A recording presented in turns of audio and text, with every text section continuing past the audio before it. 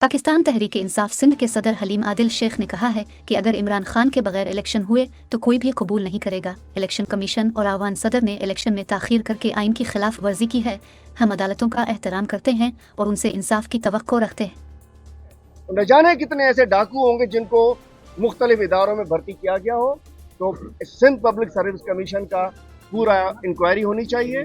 जो एग्ज़ाम हुए देखा जाए कि क्या एग्ज़ाम उन्होंने खुद दिया नहीं दिया।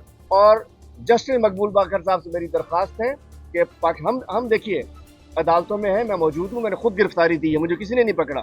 मैं हैदराबाद हाई कोर्ट में आया था सारी बेल्स लेके। तो जस्टिस साहब से कहता हूँ, मेरे पास बेल्स मौजूद थी, मुझे बेल्स होने के बावजूद पकड़ा गया।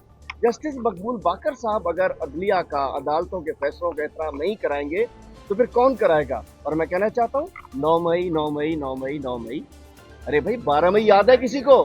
12 मई याद है किसी को? 27 दिसंबर को मोहतरमा शहीद रानी की शहादत होने के बाद 3 दिन जो दहशतगर्दी हुई, लोगों को कत्ल किया गया, बच्चियों की इज्जतें लूटी गई, अरबों रुपए का नुकसान हुआ, बैंक लूटे गए। 27-28 दिसंबर के वाकयात याद नहीं है? 12 मई किसी को याद नहीं है? 9 मई की हम शदीद मजम्मत करते हैं। हम कहते हैं 9 मई के लेकिन जो असल जिम्मेदार हैं, इंक्वायरी हो, जुडिशियल इंक्वायरी हो, जो असल जिम्मेदारान हैं उनको टांग दिया जाए। हमारे चेयरमैन ने भी 9 मई की मुखालफत की है और हम पाकिस्तान जिंदाबाद कहने वाले लोग हैं। हम समझ सकते हैं कि 9 मई ये लोग सब, ये मुहिब वतन पाकिस्तानी है हम सब। कोई पाकिस्तान के इदारों के खिलाफ, पाकिस्तान के खिलाफ नहीं जा सकता। ये फौज हमारी है, ये मुल्क हमारा है, ये कौम हमारी है।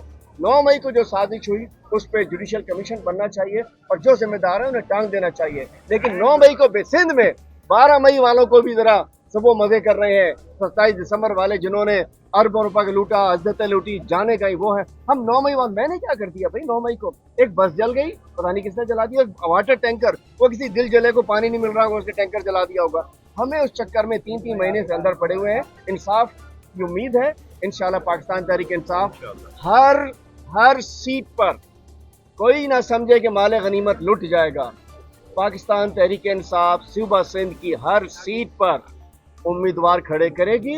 700 दरखास्तें हमारे पास आई हुई हैं, हमारी तंजीम के लोग उसको वो कर रहे हैं। और वुकला भी इंशाल्लाह, वुकला भी हमारी इस दफा भरपूर तादाद में वुकला भी इलेक्शन कॉन्टेस्ट करेंगे इंशाल्लाह। इस दफा आवाम से उसका हक कोई नहीं छीन सकता। आवाम जब निकलेगी तो फिर ठप्पा ही हो गए।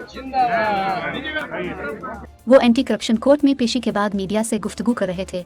हलीम आदिल शेख ने कहा कि जो कुछ हो रहा है वो पहले से मंसूबाबंदी का हिस्सा है। इंट्रा पार्टी इलेक्शन करवाने पड़े तो करवाएंगे और उन आर्डर को चैलेंज कर रहे हैं।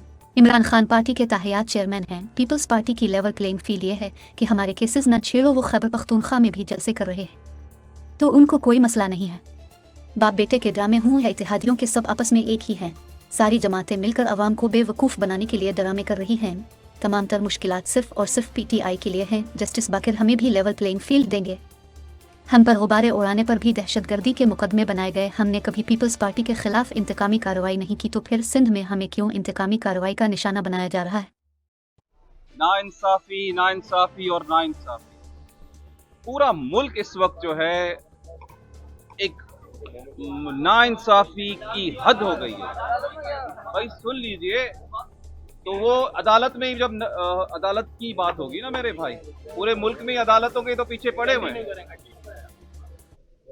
ठीक है जी, ये आज हम लोग अगर आए हुए हैं वो भी तो अदालत में ही आए हुए हैं। अदालत में क्या हुआ वो ही बता रहा हूँ। ठीक है, अदालत में आज एक और जो है हम लोगों ने एप्लीकेशन दाखिल की थी कि जी हमारा ये केस झूठा है और इसको खारिज किया जाए। क्योंकि इस केस क्या है हमारे ऊपर? केस ये है जी कि आपने 34 साल पहले ज़राई तरक्याती बैंक से पैसे लिए थे, लोन लिया था, वो लोन वापस नहीं किया गया। ज़राई तरक्याती बैंक खुद आके अपना सर्टिफिकेट जमा करके गई है कि जी हलीम आदिल शेख साहब ने 2007 में लोन वापस कर दिया है, 1 टका इनके ऊपर नहीं है। फिर भी आज अदालत ने अपना फैसला ये सुनाया है कि नहीं जी आपका केस हम चलाएंगे जो है। बहरहाल अदालत का एहतराम, जो उनका हुक्म है, अदालत के हुक्म को हम चैलेंज करेंगे, हाई कोर्ट में जाएंगे और आगे भी जो है अपनी बात रखेंगे जो है।